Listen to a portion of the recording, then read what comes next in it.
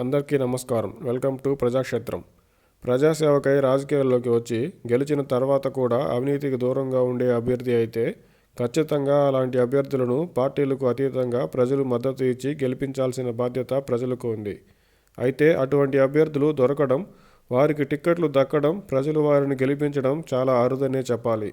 అవన్నీ జరిగాయి అనుకున్నా అంతిమంగా పార్టీ అధినేత నిర్ణయానికే ఆ పార్టీలో గెలిచిన అందరూ అభ్యర్థులు కట్టుబడి ఉండాలి. అధికారంలోకి వచ్చిన ఏ పార్టీ అయినా ఆ పార్టీ తరపున ఎన్నికైన ప్రజాప్రతినిధులు, పార్టీ అధినేత, ముఖ్యమంత్రి యొక్క నిర్ణయాలు ప్రజలకు మేలు చేసేవి అయినా కీడు చేసేవి అయినా వారంతా కట్టుబడి ఉండాల్సిందే. కాబట్టి గెలిచిన అభ్యర్థులకు నామమాత్రంగానే నిర్ణయాధికారం ఉందనేది కాదనలేని వాస్తవం. ప్రభుత్వాన్ని ఏర్పాటు చేసి అవినీతి రహిత పాలన అందించాలన్నా, అభివృద్ధి సంక్షేమాన్ని సమపాలలో అందిస్తూ ముందుకు వెళ్లాలన్నా, రాష్ట్రాన్ని అభివృద్ధి వైపు తీసుకెళ్లినా లేక రాష్ట్రాన్ని తిరోగమనంలో నడిపించినా అది రాష్ట్ర ప్రభుత్వాన్ని నడిపించే ముఖ్యమంత్రిగా ఉన్న ఆ పార్టీ అధినేత చలవే.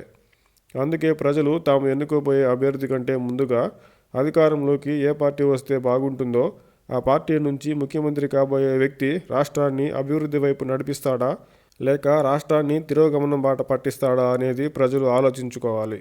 అంతిమంగా ఎన్నికలలో ఓటరు ప్రథమంగా సమపాలలో రాష్ట్ర అభివృద్ధి సంక్షేమం అజెండాతో ముందుకు వచ్చే పార్టీని మద్దతుగా ఉండి ఆ తదుపరి మంచి అభ్యర్థులను గెలిపించుకుంటేనే ఏదైనా రాష్ట్రం అభివృద్ధిలో ఇతర అభివృద్ధి చెందుతున్న రాష్ట్రాలతో పోటీ పడగలదు. కాబట్టి ఆలోచించి ఓటు వేయాలని మనవి.